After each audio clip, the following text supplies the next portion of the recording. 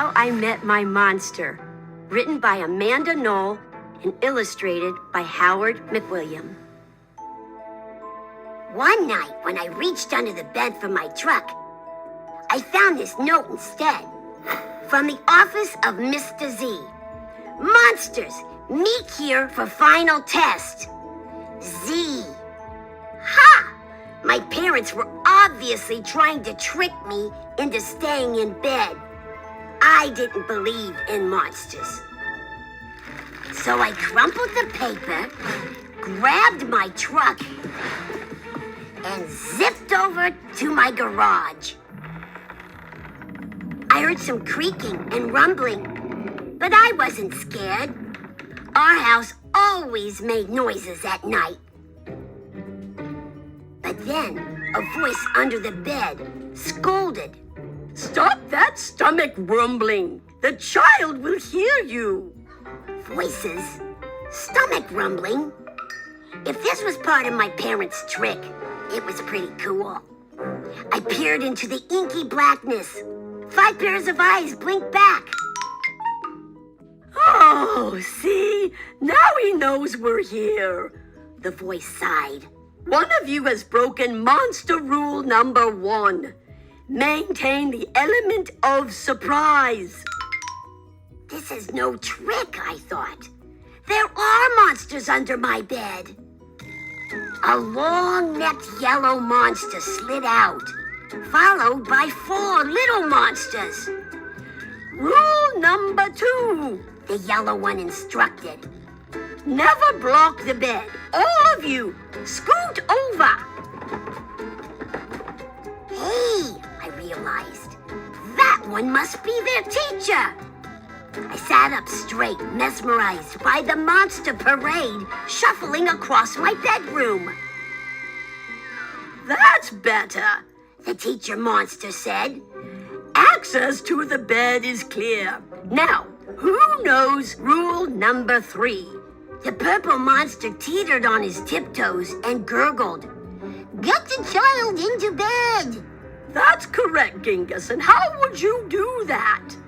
Well, Mr. Z, I would roar my scariest roar. All right, give it a go. Genghis took a deep breath, opened his mouth, and let out a tiny...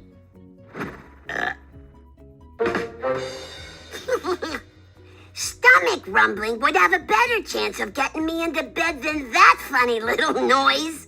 I laughed. The child is right, said Mr. Z, shaking his head. That was not sufficiently scary, Genghis. I'm sorry. You're not the best monster for this child. There was some creaking as Genghis slunk beneath the bed. Before I could investigate where Genghis had gone, Mr. Z asked, Now who wants to try to get the child into bed? The orange monster looked at the ceiling, and the red monster looked at the floor. Only the green one looked at me. First, he stared at my toes and started drooling. Then, he took a step toward me, and I heard that rumbling noise again. I sprang into bed so he couldn't get my feet. Mr. Z blinked. Very unconventional, Gabe. Your stomach gurgles seem to be what this child needs. What I needed was to make sure this little Gabe monster didn't eat my toes.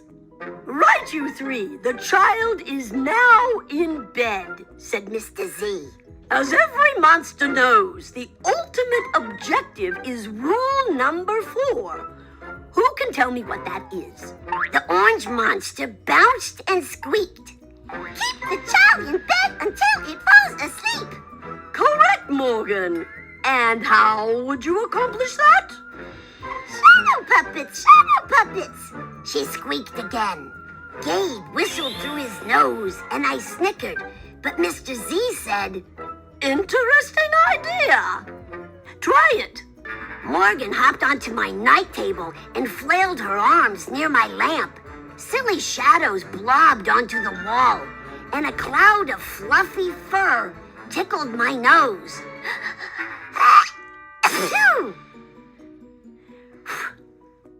Morgan, stop at once! Mr. Z ordered. You're supposed to scare him, not make him sneeze. I'm sorry, but you're not a match either. Morgan's arms flopped to her sides and she scuttled under my bed. There was some more creaking, and Morgan was gone. After all that sneezing, I really needed a tissue. Suddenly, a huge shadow of uncut claws loomed across my room. Awesome, I thought, and kinda scary. I froze in place. Powerful performance, Gabe, said Mr. Z. But do either of you see a problem? Oh, I know, chirped the red monster. The child is out of bed again. Correct, Abigail, Mr. Z continued. One of you must get him back in. Let's revisit rule number 1. Maintain the element of surprise. All at once, poof! The monsters vanished. Then I heard more rumbling. Were they hiding in my closet, making noises to scare me? Ha! No! It was only my stomach grumbling. All this excitement was making me hungry. I tiptoed past the closet and peeked out the door. So far, so good. No monsters. Then I stepped over the squeaky stair and sneaked down to the kitchen. As I reached into the pantry, I heard some chattering behind me. I sure hoped it wasn't that toe-loving Gabe. I yanked open the fridge. Ha! It wasn't Gabe. It was just the red monster, shivering on the shelf. Found you, I laughed. Nice try, Abigail, said Mr. Z.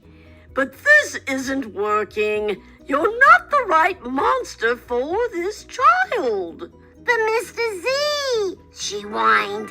It's not my fault he's not scared of me. I'm sorry, Abigail. Let's go. Abigail clomped behind Mr. Z.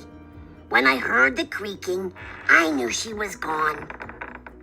I grabbed some crackers and headed upstairs, wondering if Gabe was gone too. I munched all the way down the hall. Then went into the bathroom to brush my teeth again. When I opened the door a minute later, Gabe was definitely not gone. He was right there, and he was huge. I charged into my room and slammed the door. When I leaped into bed, I knew my toes were safe. Phew! I was surprised to hear breathing under my bed. Ragged breathing and stomach rumbling. Hey, kid, Gabe growled. good to see ya. I pulled my covers up tight.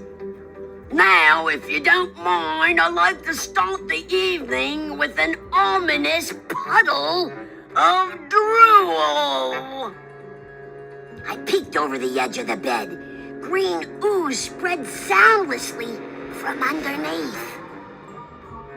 Then the bed quivered as Gabe unfurled his spiked tail. Well, this looks quite promising, Mr. Z noted. When I heard some more creaking, I knew Mr. Z was gone. I was alone with Gabe.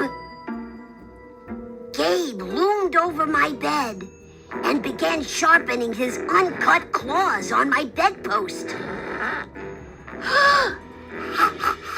How did you get so big? I gasped. Rule number 5, my friend. He explained. People food makes monsters grow. So, thanks for the crackers. Got any toes I can munch? I scrunched in my feet so Gabe couldn't get them. This was way better than playing with trucks. No toes tonight, but you can have this, I offered, tossing a stuffed monster off the bed. Gabe dove for it. His soft, comforting snorts filled the room as he snuffled the toy. I shivered. Kid, I think this is the beginning of a beautiful friendship. No other monster can scare me like you, I giggled. Gabe was the monster for me. His snorts and oohs were perfect. I yawned and shivered again. I was asleep in no time.